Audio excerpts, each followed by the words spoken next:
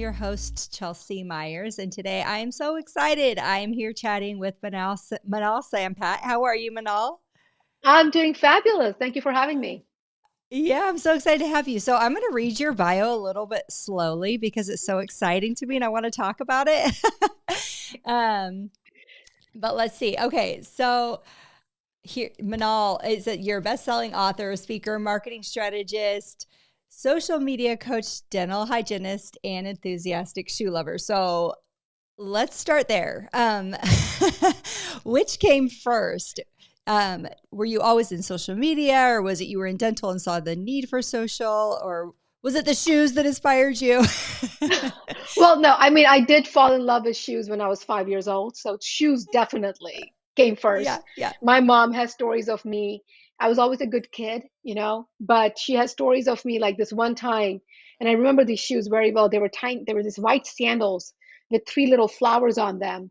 And I was 5 years old and I wanted those shoes. Like there was just no way I was leaving that store without those shoes. And I was a good kid, but oh no, with those shoes, that's when she realized how stubborn I was and how much if I wanted something, I'm going to go get it. But I was that annoying kid that rolled around on the floor and screamed and yelled until I got those shoes. And my mom realized that, okay, she's a shoe girl. This is her life now. So the Oh, shoes came first. Marketing has always been there. I grew up in a business okay. family. My parents are business owners, and I actually studied communication and biology at Rutgers. So I was Okay. always between, and I was pre-dental, so I was always between one or the other, and I was trying to figure out which one do I want to go. But I studied marketing, and I was in marketing before I even went to hygiene. And the only reason I went to hygiene school was to understand clinical care and patient perspective and communication and all that. So I've never really practiced more than twice a week. I haven't Hmm. practiced in the last 5 years, so yeah, it's actually, opposite scenario that you usually see. Hygiene is going to marketing, but for me, it was marketing, went to hygiene. I'm still in marketing.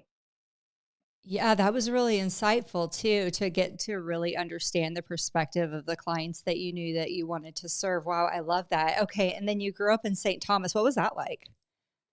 Amazing, I mean, what you're growing up with the best beaches in the world and Yeah. 85-degree weather all year around. There is absolutely nothing to complain about it. It was absolutely beautiful. I still get to call it home. My parents still live there, so I get to visit all the time. And yeah, I'm an island girl through and through. Yeah, you're always at a beach somewhere. Yeah. It's my mission. That's my goal in life is to visit all the beaches, all the beautiful beaches in the world. So how many more do you have to go? A lot more. The world is very big. Okay. Okay. A lot more. Do you find that you go to some of your favorites frequently, or you just keep trying to do new ones so that you can get that all the world beaches goal?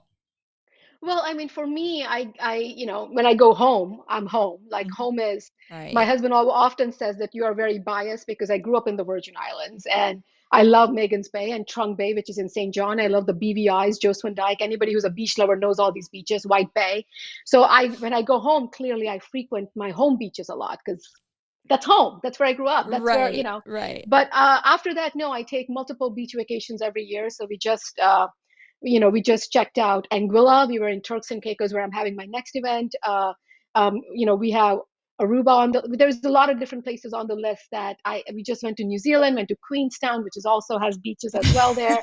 So yeah, I'm trying my best to get to as many as I can. Yeah, no, there's something so inspiring about being near the water. I have an event coming up, and luckily it's near the beach as well. But when not, the last time I went to speak, I made sure to find what was the nearest lake because you can really just clear your mind and do so much creative work when you're out in nature and especially near the water. So I'm with you Yeah. on that 100%. Very cool. Talk to me about your books. So I have one book. It's right Hmm. here. And it's called Why Your Marketing is Killing Your Business and What to Do About It.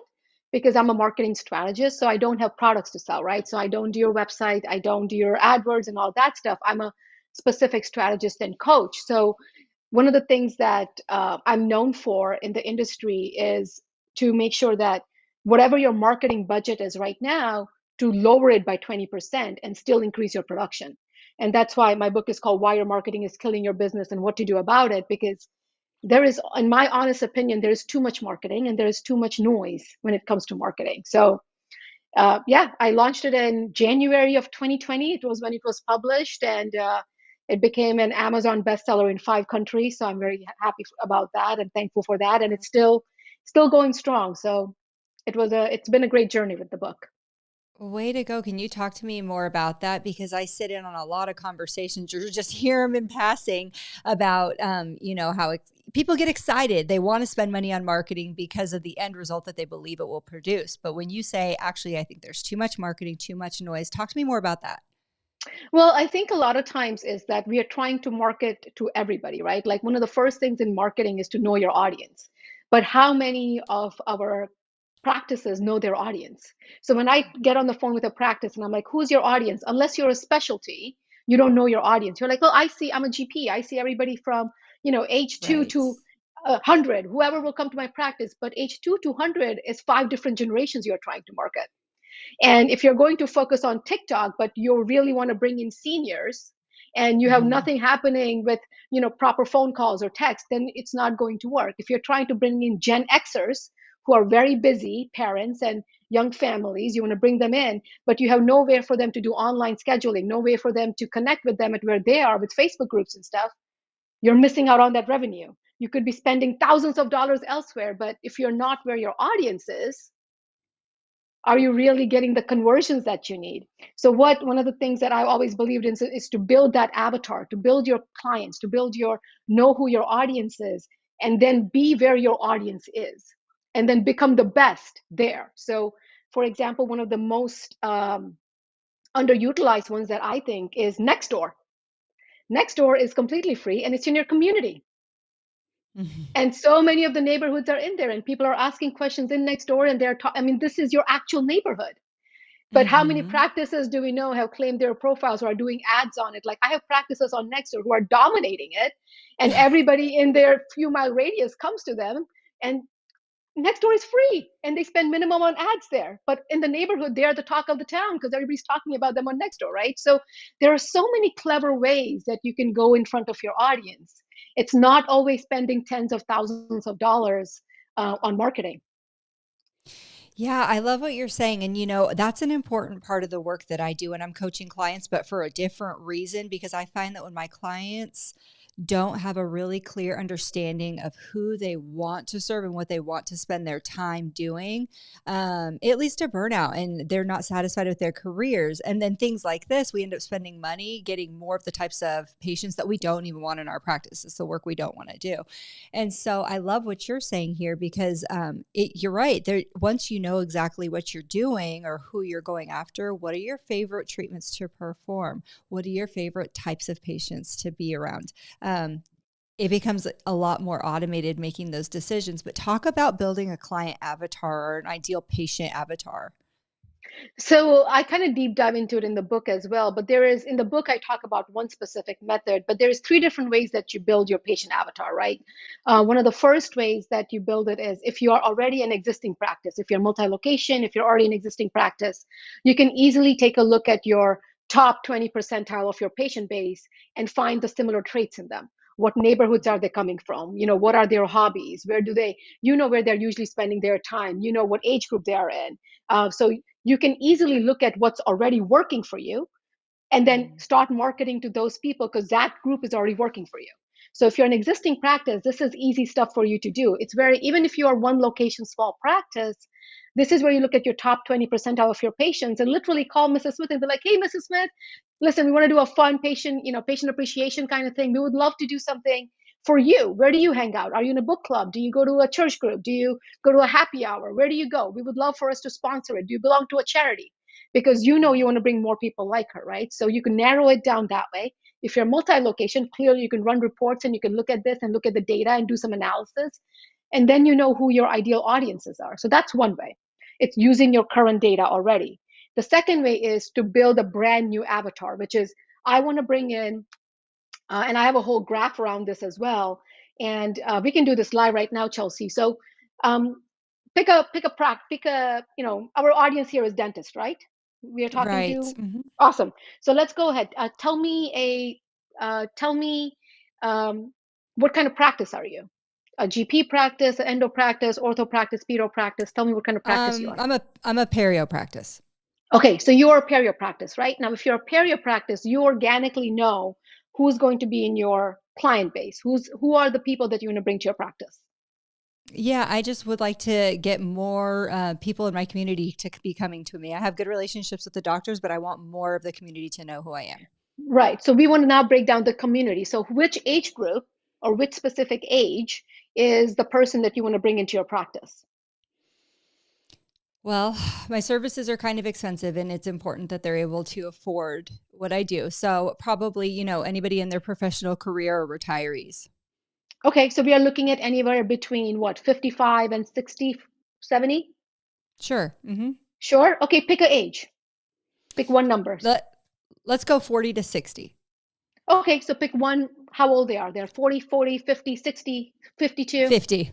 50. All right, so they are 50. Is it a male or a female? Female. Okay, so 50-year-old female. How far do they live from your practice? 5 miles, 10 miles? 2 miles. 2 miles, so really close to the practice, right? Now, this person, let's just say this, what are some of the hobbies you wish this person would have? Um, some sort of sport. So, tennis, golf, yoga. Tennis, She's golf, active in some yoga, way. Hmm. and active in some way, right? So this is just a part of it. But you see, now we are going to do something that sounds absolutely ridiculous, but it's very powerful in marketing. We are going to name this person. What's her name? Her name is Sylvia. Sylvia, right? So now, guess what? We're going to do everything we can to bring a 50-year-old female named Sylvia who likes to be what? In tennis, right? She loves to go to tennis. And where else? Hmm. What else? She likes to do yoga. So organically, if I want to bring her into my practice, where should I be marketing? She Well, likes to go to, yeah, at the yoga studios, at the club, at the restaurants she goes to, the places she likes to shop. I mean, maybe getting into the Facebook groups that she might be a part of for these things. right? Exactly. So now, in a way, you're building a marketing plan that Hmm. actually works to specifically bring her in. So you know that if this is the kind of people you want to bring in who go to the yoga studio, my first visit will be to the yoga studio and figuring out how we can do cross promotions, if we can go in and host a Q&A session or something fun, or we can drop by goodies for everybody there, or if she's in tennis, maybe we can go ahead and sponsor one of the tennis times there.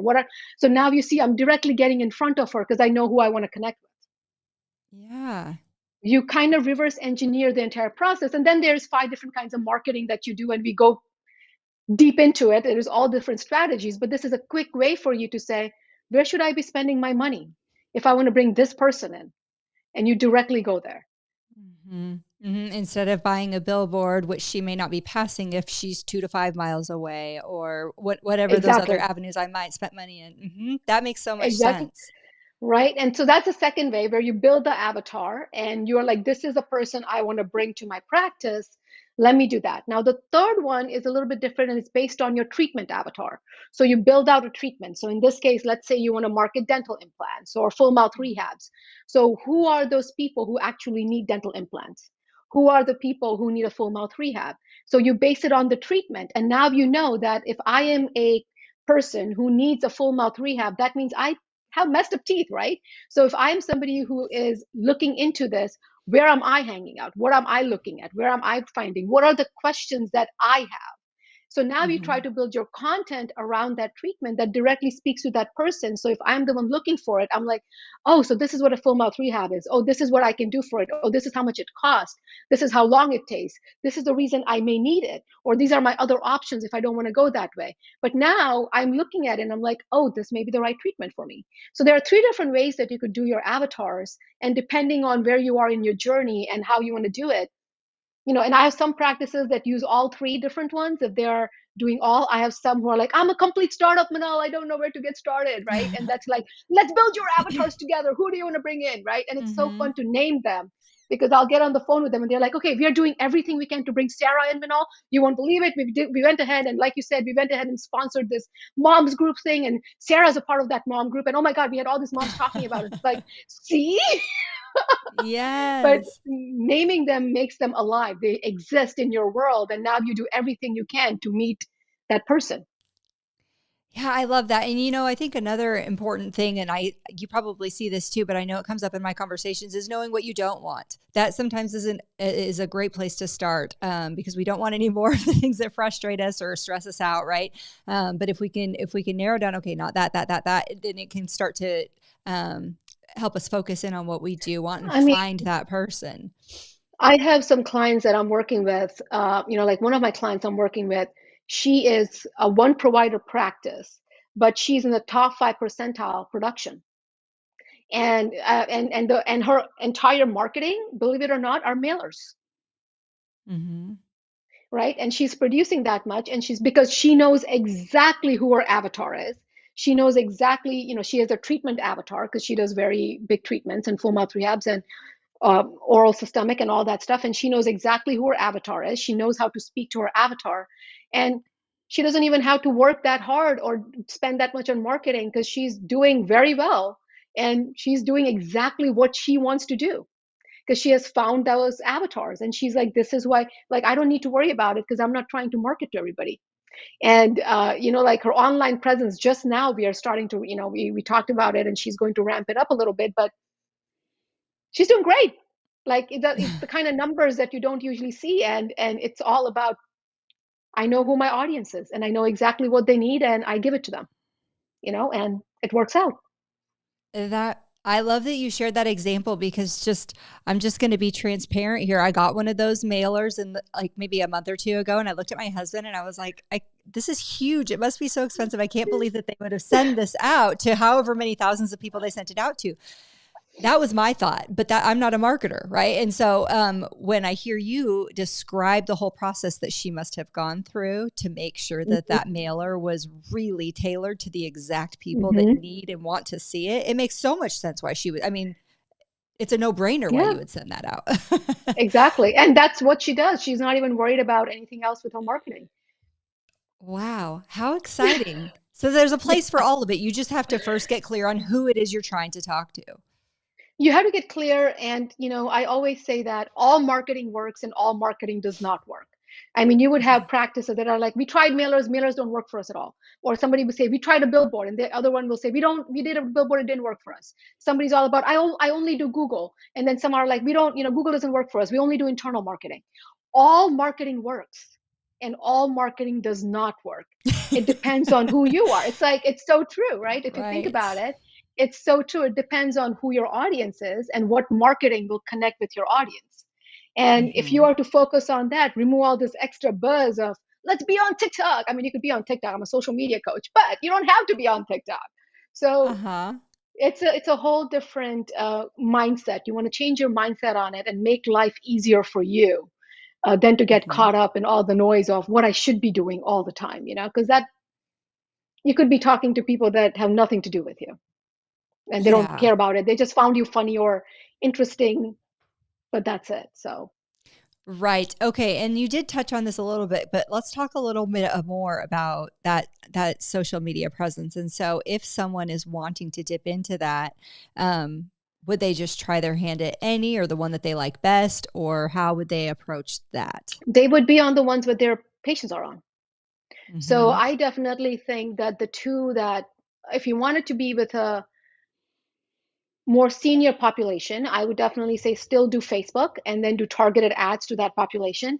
If you wanted to be Gen Xers, millennials, things like that, they are active on Facebook groups. So you definitely want to engage in all the community and local Facebook groups because this is where people are going saying, hey, who's the best dentist in town or blah, blah, blah. And you Right. need to be coming up there. But then there is also Instagram is really heavy with stuff right now as well. So anything to do with TikTok, um, you know, TikTok is an interesting animal. TikTok, there are studies done, and uh, there are studies done on this where the conversion rate of TikTok is different than, let's say, Instagram or Facebook. And that's just because TikTok does have a very younger population. A huge part of them is a younger population, but that doesn't mean that people are not scrolling, looking at it. But then there's also the whole: is it going to get shut down? Is it not going to get shut down? Right. The whole thing happening with it. So the only thing I would say about TikTok is if you are into videos, you love making videos, it's getting you in front of people, people are finding you to with it, then keep doing it, go for it. If you hate making videos, then TikTok is probably not a good place because you hate making videos, and TikTok is a video platform. Mhm. Compared to, let's say, Instagram, which is photos and videos, and Facebook is text, photos, and videos. So a lot of the stuff that kind of comes down to is what kind of content you share and how you share it. And majority of the content that is currently working is divided between your practice culture and education. So I have doctors, I have practices who do a lot of like I do a lot of educational posts, and I don't share my personal life at all. I don't want to. I'm not going to.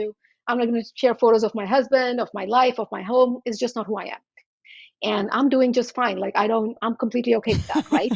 So I don't. And if you want to do it, go for it. Again, that's we do what we want to do. We are in control of what we share on social.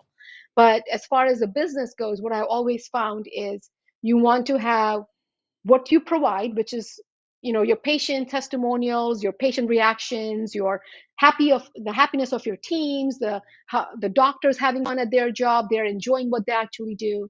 And then you also want to educate people because people need to trust you. In a Mhm. scene where there is so much competition, how do I know you are better than the other person? Because I see that you're making videos about what dental implants are, and I can actually be like, oh, this is what it is. And when I Google, you pop up, or when I go onto Facebook or Instagram, I see you. So now you are automatically becoming a KOL. So Instagram, Facebook, social media has completely changed post 2020, and it's no longer just let's look pretty and take a photo. I mean, that's going to get you engagement, but it may not get you conversions. So the goal Mhm. should be conversions always, not just metric driven or oh my God, I have, 10,000 followers, but only five people are engaging with your post. There's something wrong there. So when you're working with a practice, let's just talk to the solo doctors right now. If you're working with a practice, is it important that it's only ever the doctor? Or could the team be making some of those posts and videos? 100%. You want the team to Mhm. be a part of it because the doctor can't do it all. The doctor does, however, need to be the leader who is taking photos and who is taking videos. So you could have the team member who's get an iPad for the practice, make it on airplane mode. This is for everybody who's listening. Remember, I'm also a hygienist, so I understand patient care and healthcare. Please don't take photos and videos on your team members' phones. They go home with that. Uh-huh. It goes on their iCloud, it's saved, and God forbid something happens with that team member, or you fire them, or they leave you, and now they have all this patient stuff on their phone. Nope, nope, nope, nope. Not a good idea. Not a good Right. idea. So you definitely want to have an iPad or something, even a practice phone or something that is in your practice. I recommend you get some sort of a device, iPhone or a practice iPad, keep it on airplane mode or something, get the latest version so it has a better camera and all that, and make sure all the photos and videos are on there.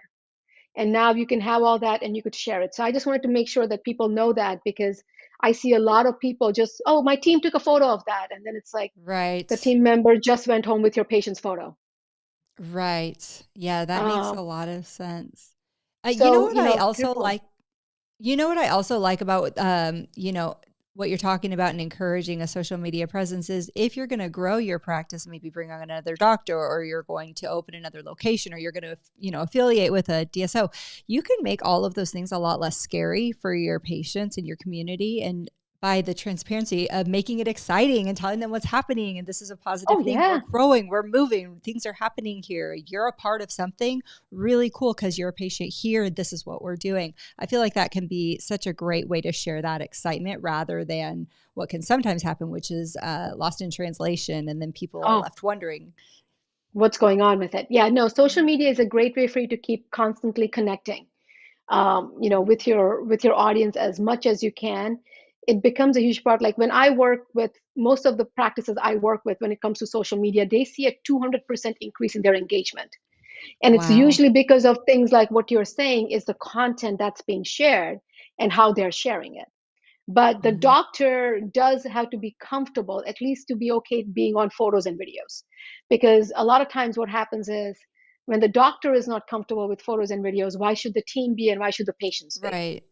You are the Right. leader. So I know that if you don't want to do videos, that's okay. But even if you're okay taking photos with the patients, photos with the team, and then you could have the team do the videos, that's okay too. Mhm. But you are the face of the practice. This is your practice. So people do need to see you, and they do need to see this. And I'll tell you that I work with all the different generations of practices and doctors, and boomers are my favorite generation. Boomer docs are awesome. They're awesome because, like, I'll give you an example of one of these doctors' practices I'm working with. And when I first met him, his wife hired me. She heard me Mhm. speak at a conference, and she hired me. And when I first met him, he's like, "I don't do social media. This is not my thing. Like, I'm never gonna do this." And I'm like, "All right, I get it. I understand it. We just need photos of you." The next thing I know, he's nonstop making videos. He's nonstop, like, all the time. Like, I had to call him up and be like, "You gotta calm down. This is not." Yeah. I'm like, "What happened?" He's like, "Oh, I didn't realize how easy it was." It's like, I'm like, "Yeah, it is. It's super easy, but let's calm down a little bit. We gotta, But he was Mhm. so into it. So I absolutely actually love, the boomer docs because they are so into it. Once they get into it, they're like, "This is so great," and they're so into it. The millennials and the Gen Xers, they kind of know what they're doing too. Sometimes a lot of them are just camera shy. Mhm. And I have different techniques and strategies to make them way more comfortable with it. But yeah, just there has to be a way for you to become the KOL and share the practice culture. Just remember, that's going to get you conversions, and you want to focus on conversions. Don't do social media because you're supposed to do social media. Do social media because you're getting something out of it. Oh, I love that. I love that. Thank you for sharing that. And a lot of our listeners probably know you or know of you. But if you don't, or if you're still getting to know Manal, one of the things that I just want to bring to light that I love about you and that we connected with the first time we talked is you have a really genuine way that you share. You're way more about give, give, give, help, help, help. And that is why I think that everybody loves you and why the work that you're doing with your clients is so impactful and why this doctor who was camera shy is now just like, oh, let's do it because of that spirit of giving and sharing and we lift each other together. And I really love that about you. Oh, thank you so much. Now, it's for me, 80% of my business comes from social media. Hmm. So, and that includes everything from speaking engagements to clients to, my online course signups. Everything comes through social media. So, like, you and I connected because of something Right. similar to that, right? So, it's um, it's a fun place. And again, I want to stress the fact here that I don't share my personal stuff on social media. Like, yeah, if I go on vacation, I share photos of, like, the landscapes, or, like, you will see selfies of me, but you don't see selfies of my family, my husband, my life, because I don't. And I want to stress that because that is one of the biggest roadblock that I hear from people. Because a lot of Hmm. the social media coaches always say, well, they have to see you and your family. And it's like, no, you'll be just fine. If you don't feel comfortable, it's okay. If you want to share, go ahead, totally share. If you don't want to share, you are still going to do just fine. You don't have to worry about that. Right. And I think that brings it back to just that authenticity we were just talking about just knowing, like, what are you comfortable with and sharing that piece. And if you're not, then it wouldn't be appropriate anyways. If you're trying to share authentically, Right. you know, from your heart, here's me, here's what I'm offering. And if what you're not offering is into your personal life, well, then don't feel the need to share that. That makes a lot of sense. And also, you need to have a good life balance. So if Mhm. there are certain things that you are like, this is not what I'm okay with, then that's okay. Like, you don't have to make yourself okay with something that you yourself as a human, as in your own philosophy, feel different about it. Like, don't make yourself uncomfortable. Like you said, be genuine, be authentic. And I talk about it openly. And it's funny because people joke with me because I'll be at a conference and they try to set me up, and I'm like, happily married happily married for 9 years, been with the Right. same guy since college. I'm like, I don't and they're like, you're married, you never share about your husband. It's like, yeah, because I don't want to. Uh-huh. So it's totally okay to just be you and share what you're comfortable with. And people who connect with that, and people who may find it funny, connect with that, and you'll be fine. Like I said, it's nothing that should stop you from being overwhelmed. Certainly. And I think that's what makes it so dynamic, anyways. The different options we have on social media. If we were all sharing exactly the same things, that'd be very boring. And so I think it's actually to our advantage to only do what we want to do and want to share.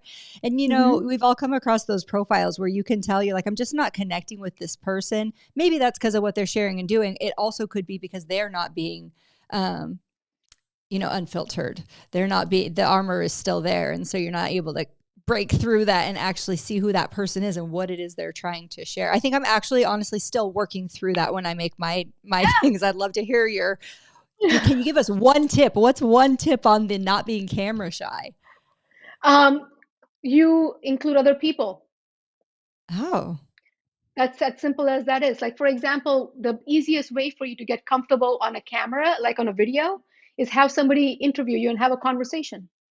Because if you're having a conversation, you're just talking. You're not rehearsed and scripted and looking around. Oh, how does my hair look? How does this look? Is the lighting Right. okay? I don't know what to say. If somebody's just having a conversation with you, you're just going to have a conversation and record it, right? So it's easy. If you Hmm. feel uncomfortable with just being on camera by yourself, bring a friend, bring a team member, bring somebody else with you so that it's two of you. Yeah. This And is that's how great. simple it is. Yeah. That's so great. Yeah.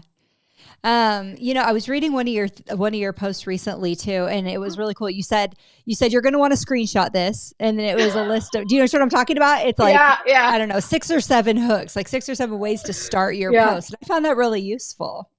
Oh, I'm so glad. Yes, I share a lot of content, like on my Instagram, Minal, Sampat, LLC, and my Facebook. My Instagram is where I share a lot of educational stuff. And I am Hmm. honest, and I'm like, get ready to screenshot. And it's like, because I'm giving this to you, get ready to screenshot. And again, I'll tell them, and I'll be like, do you know this just new thing happened? And here's what the new thing is, or here's what this is. So yeah, there is a Uh-huh. lot of educational stuff. Yeah, Because why it not is. It's share really knowledge? good. Yes, yes. I love that about you. Thank you. Thank I you. need Yeah. to know. Okay, so it says Manal launched her first company by breaking a Guinness World Record. What is this about? So, okay, so in 2013 is when I decided to open up my first company. And I Uh-huh. was in my 20s and I was coming into the dental industry. I just finished hygiene school in 2011. I was doing marketing in dental since 2008. Um, and I wanted to make a splash. I wanted to do something that's going to make me a part of the industry and let people take me seriously. Because here's a 20-some-year-old who's coming in and be like, "Hi, I'm a marketing strategist. What do I do?" Right? Right. And people are going to be like, Mm-hmm. "Hold up, what do you even do? How do I even know you're good at it?" So I have personally always been obsessed with world records. Like it's something that I look into because it's just to me it's just like a pushing boundaries to how far we can go as humans. Yeah. Like it just breaks, like there is somebody who has a world record for having the most amount of world records. Like it's like this is the kind of stuff that I nerd out about. So there was this world record that was broken in Times Square the year before, in Times Square in New York, in Times Square. And I was looking at it and it was a dental world record. And I was talking to my then millennial team and I'm like, man, wouldn't it be so cool if we were to launch the company by breaking this Guinness World Record? And as soon as the idea came into my head, I'm like, what are you doing? Stop kidding around. Like you're eating Jello right now. You put all your money into this company. Like, you're in your 20s. Like, how are you going to beat, like, they had 1,200 people at this world record. You don't even Hmm. know 1,200 people. How are you going to make this happen? So we came up with this entire idea using all marketing strategies that, we put it together and um, doing community marketing, social media, digital media, putting it all together, knowing who our avatars is. So in October is the month of breast cancer awareness, October. Hmm. And October is also dental hygiene month. I'm a hygienist. Dental breast cancer awareness is a very well known, very much, it's a month where anybody you go to and say breast cancer awareness, they're like October. Everybody knows about it. So it's very well known, Right. right? So I decided to combine the both. So I decided to combine the both and do breast cancer awareness and also dental hygiene awareness and dental, like what are the things that you actually need as a hygienist. And we decided to break this world record. So we came up with the name Swish Away Breast Cancer. And I joined forces because if I need a crowd, again, this is all marketing. If I need a crowd, reverse engineering again, that has to be more than 1,200 people, where do I go? I need to go somewhere where there is a crowd that could be more than 1,200 people. So we joined hands with the local high school because high Hmm. school has all the kids, right? Hundreds and hundreds and thousands of kids. So if we are able to break this world record with the kids, then we can easily break this world record. So we went up to them and we said, we want to do this something called Swish for Breast Cancer. It's during October. It's during your football game is when we would like to do it. We'll make a huge splash about it. So all the kids were involved and, they were making breast cancer awareness bracelets, and like we got pink t-shirts and pink sweatshirts, and we were selling swag, and we had local businesses involved, and we went around the community and interviewed people who were breast cancer survivors or were fighting breast cancer and what their journey was. Then we went to people who are missing teeth and how their dental journey is and what they are doing, and we combined all of this together. And we had the mayor there, we had TV2 there.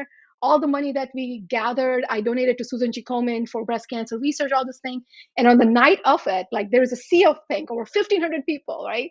And the mayor is there in pink, like everything, like the cheerleaders are in pink, the football players are in pink, like it was Yeah. it was a pink out game. And at halftime, we all got together to break this Guinness World Record. And the Guinness World Record was broken by us. And you know what it was? The most amount of people swishing mouthwash at the same time. Oh my gosh. Wow, it probably was the best smelling football game ever. Oh my God. It was such a simple idea. The most amount of people swishing mouthwash. Like everybody had their pink cups. Everybody, had their little mouthwash.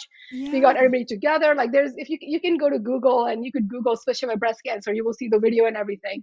It's pretty awesome. But yeah, we broke the Guinness World Record with the high school. And it put me on TV2, and it put me on press and all this stuff. And the next thing we know, Dentistry IQ is like, who are you? What are you doing? And the next thing you know, I was Uh-huh. featured in Dentistry IQ, and here we are today. So, Wow, that is yeah. so exciting. I love that. I'm gonna look it up. We're gonna post that. No, it's so That funny. It's is actually, so this is a funny part about world record. When they send you your world record certificate, it says Mhm. officially amazing, not just amazing, officially amazing, right? Isn't Officially that so with a cool? I know. seal. You have a It's a seal. seal. I have a seal and the Guinness World Record certificate right here. Well, I have to agree. That was officially amazing. That is so exciting. I love it, Manal. And it was, my team did such a good job with it too. And I can't Yeah. believe that. Oh, honestly, even till today, I can't believe that we pulled that off. But